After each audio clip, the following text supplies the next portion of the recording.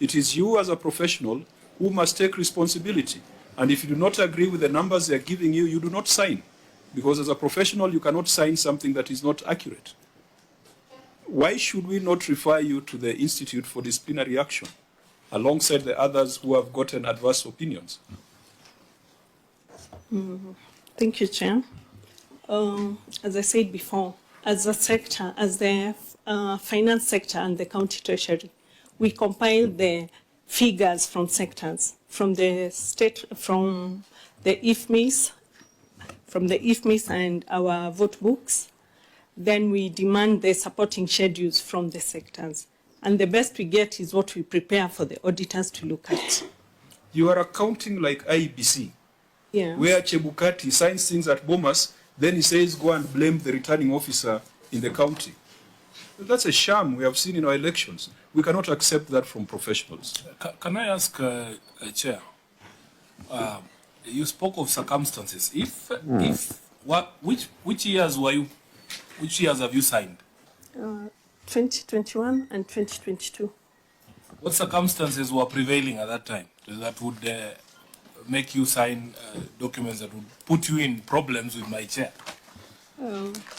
When we prepare these financial statements, Chair, we prepare them with the best information we have received from sectors. As County Treasury, we compile the statements from all sectors. So if every department brings you documents that you can clearly see forgeries, they don't make sense, what is your responsibility as a person who signs off on those accounts? Thank you, Chair. Our responsibility is to confirm the information we get from sectors.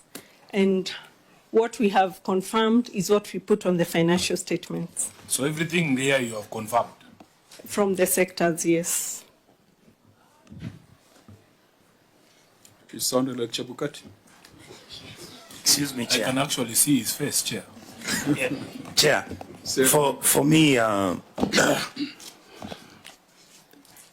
this is what is wrong with our systems. This is wrong. This is the reason why devolution is dying. You ain't brave enough not to do your job. You ain't brave enough to stand up to the stealing that goes on. All right? The governor was not there. You guys were the custodians. Sasa umebeba mkia. That is where we are. And we are not going to fall back on these issues.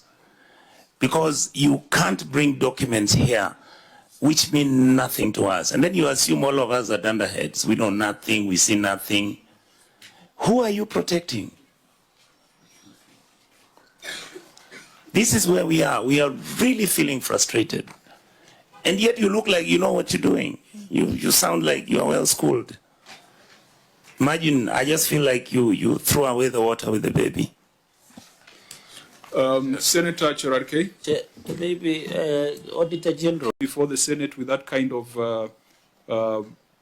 verdict. No, Chairman, we are not proud of that, but we are working towards getting a favorable opinion from our auditors. You have a professional responsibility. Yes, a professional responsibility that is personal. It is not about who was governor then. It is not about who was CC then. You, as a member of the Institute of Certified Public Accountants, member number 5435, you have signed financial statements for 3 consecutive financial years, which have either been disclaimed or been rendered to be adverse. Why do you think you should be trusted to manage public resources? Thank you, Chair.